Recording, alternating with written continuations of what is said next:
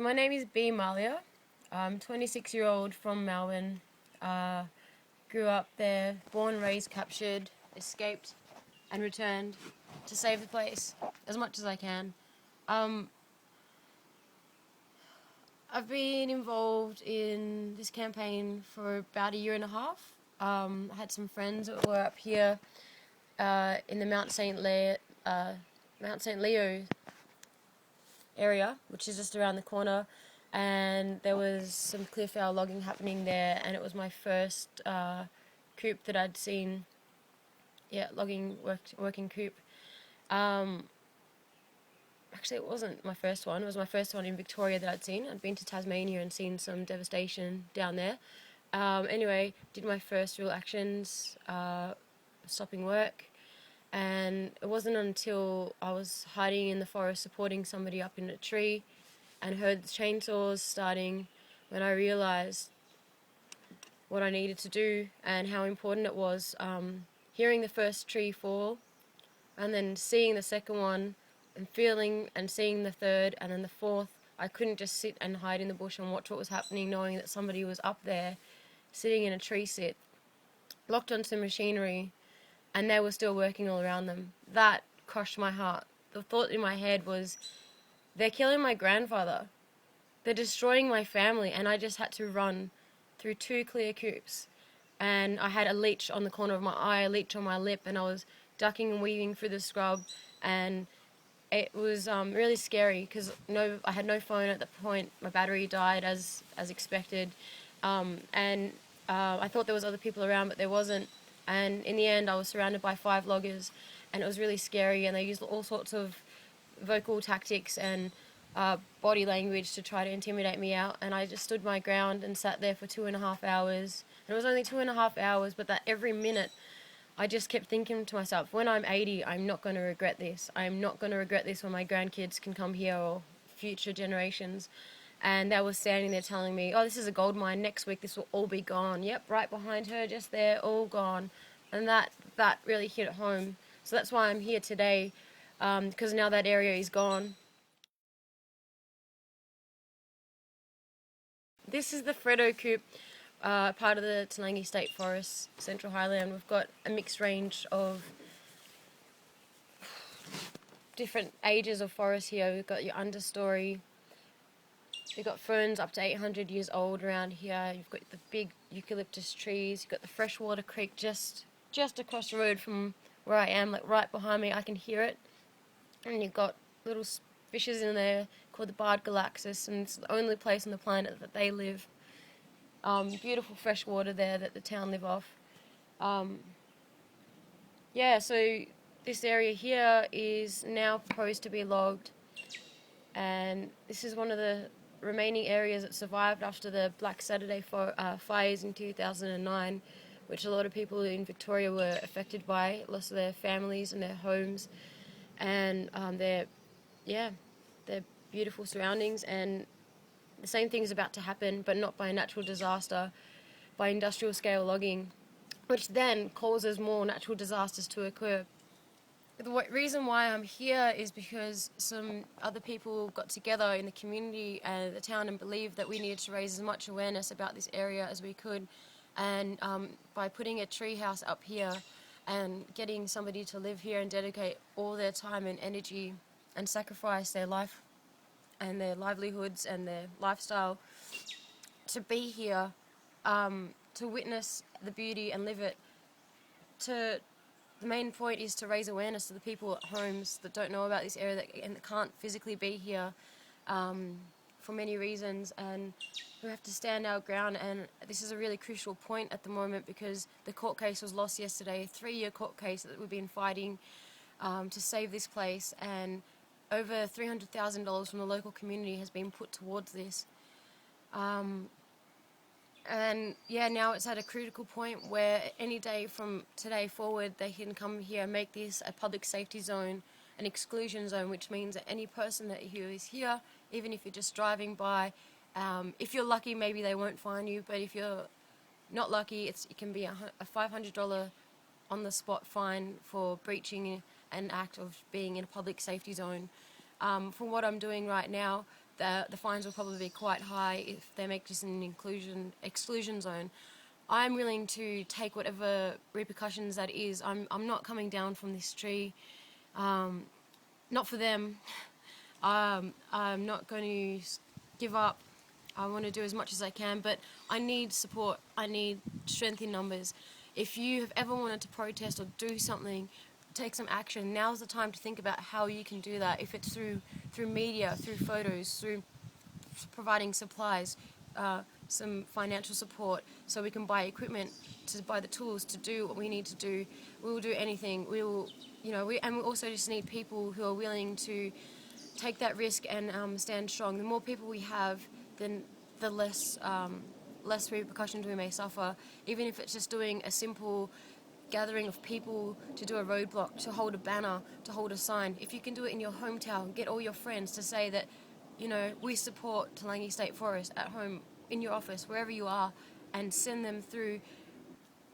Make a video clip, make a song, wear a t-shirt, whatever it is that you can do.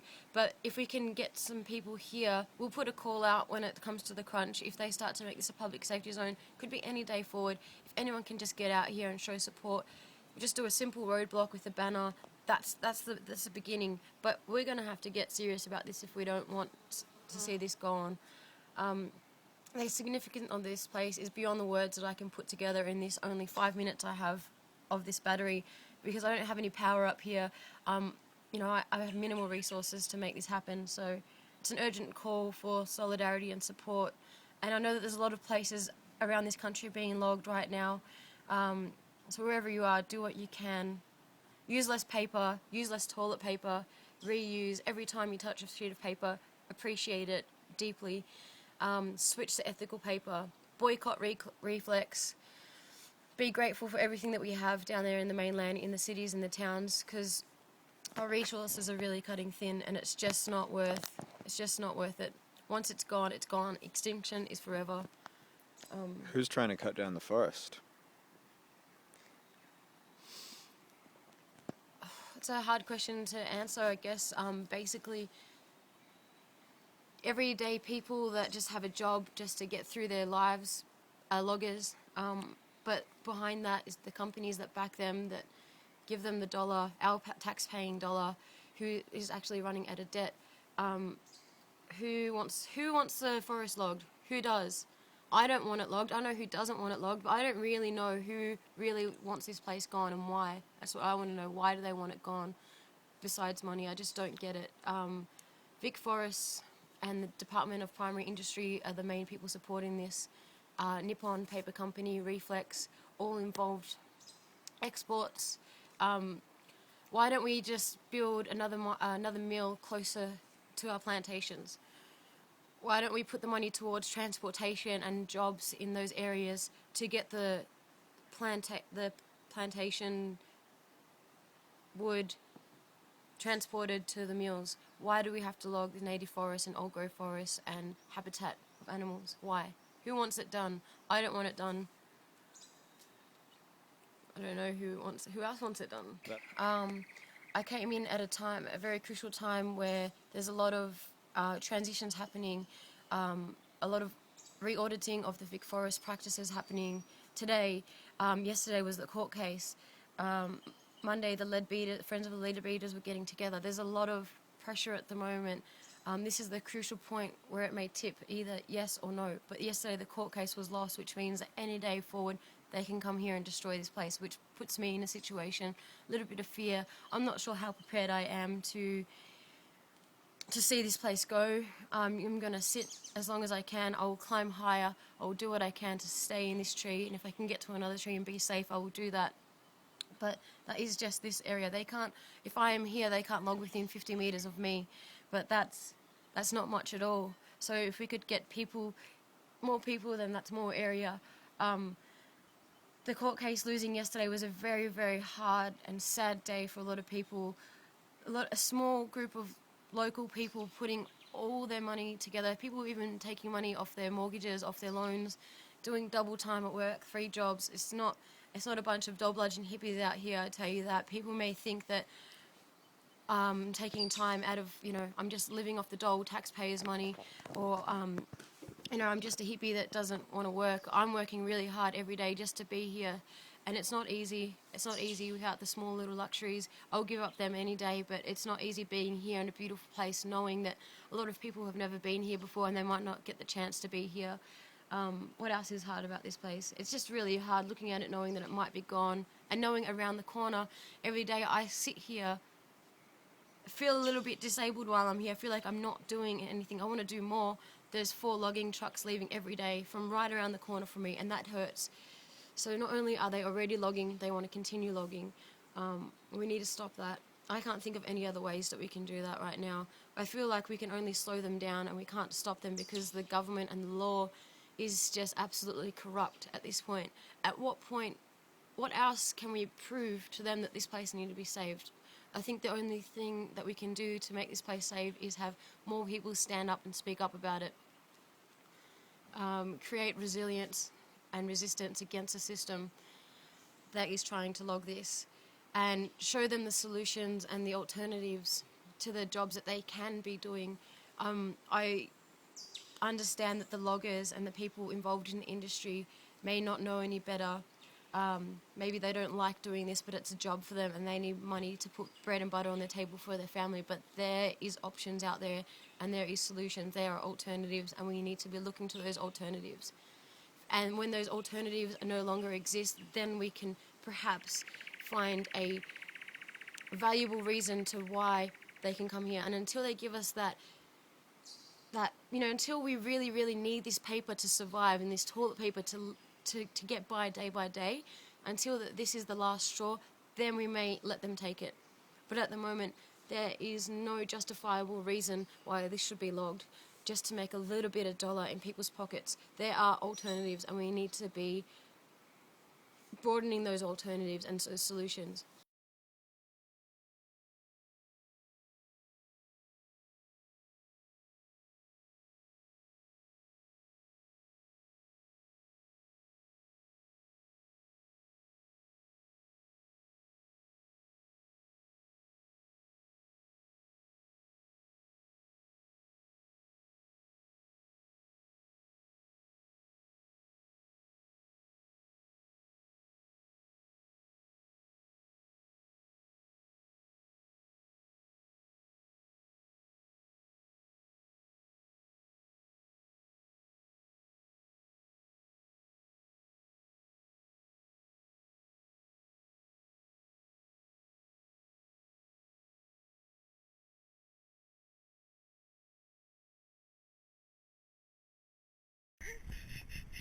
Help me! Yeah,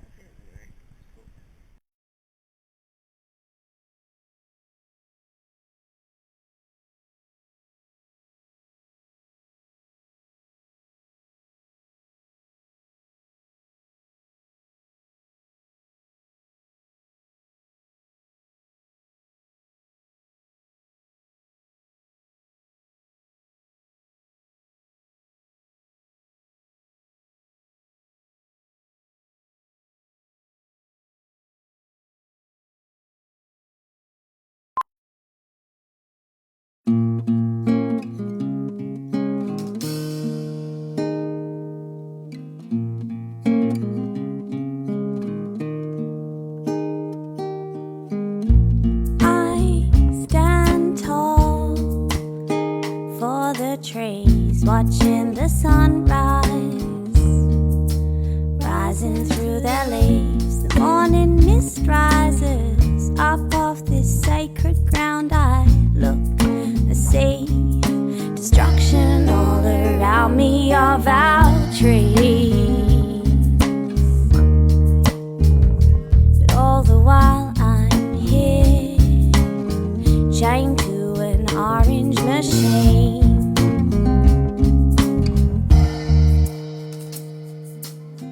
Here comes the orange man, talks to the yellow man, the yellow-bellied man. He calls the man in blue, who comes to us and says, girls, just unchain.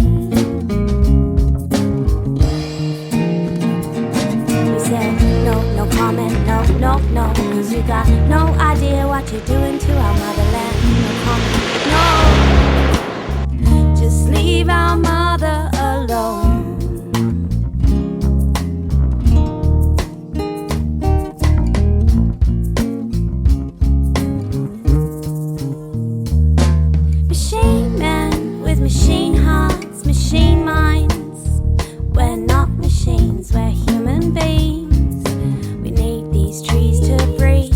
And then the fire's damage scarred the land, but she will rejuvenate. Now these animals are taking sanctuary in this patch of green that you just wanna take. Ooh, take. Come on, where's your soul?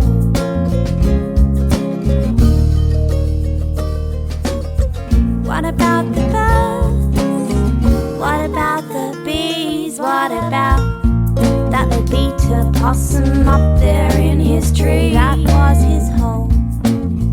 That you're taking, Orange Man, and nothing gives you the right to govern on this land. The birds, the bees, the black wallabies, they're watching you while you're watching me, while I'm here, still here, chained to your machine.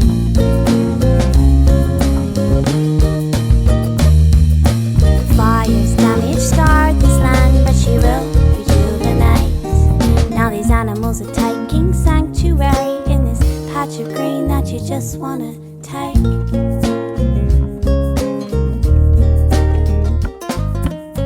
So I'll stand tall for these trees, watching the sun setting on their beautiful leaves. This sacred land belongs to angels flying up there on the eagle's wing. Is watching machine men with machine hearts, machine minds. We're not machines, we're human beings. We need these trees to help us breathe. The fire's damage scarred the land, but she will rejuvenate. Now these animals are taking sanctuary in this patch of green that you just wanna take. So I'll stand tall for these trees, watching the sun setting on their beautiful leaves. And all the while I'm here, I'm chained to your machine.